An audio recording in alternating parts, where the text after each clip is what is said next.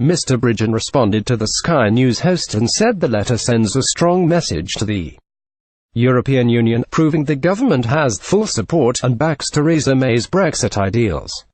Mr. Bridgen dismissed claims he was holding the Prime Minister hostage. He said the letter strengthens the Prime Minister's hand in negotiations and shows her huge backbench support. The Tory MP said the letter wanted to reiterate that Britain must have the ability to gain free trade agreements with the rest of the world after Brexit.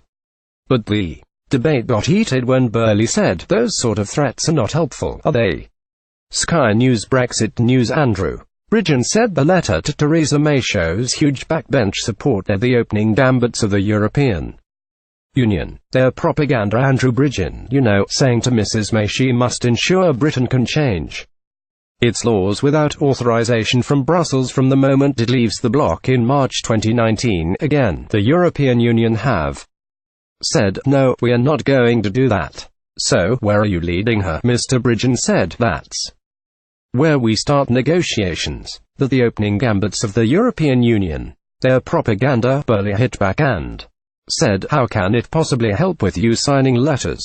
She knows what she's doing. Or are you suggesting that she doesn't?" The Tory backbencher insisted the letter was put out to show the strength of support for the Prime Minister. He said, "We are sending a strong message to the European Union as these talks are about to start that obviously, the starting position for negotiations is not acceptable to the vast majority of people in the government and also in the country, I believe," Theresa May was told in a letter signed by 62 Tory MPs that she must not back down and allow Britain to become a rule-taker after Brexit. The letter was written by former Remainer John Penrose and signed by another 61 MPs, including hardline brexiteer Jacob Rees-Mogg, a former cabinet member Priti Patel and former party leader Ian Duncan Smith.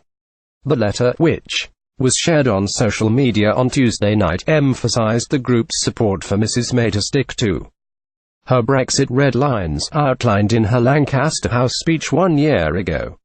A segment of the letter said, "The UK must be free to start its own trade negotiations immediately. This is essential to minimize gaps between Britain leaving the EU and signing new deals with other countries." The letter concluded with another declaration of support for the Prime Minister. It said, "Famously, you said that you wanted to make a success of Brexit. We wholeheartedly agree with you.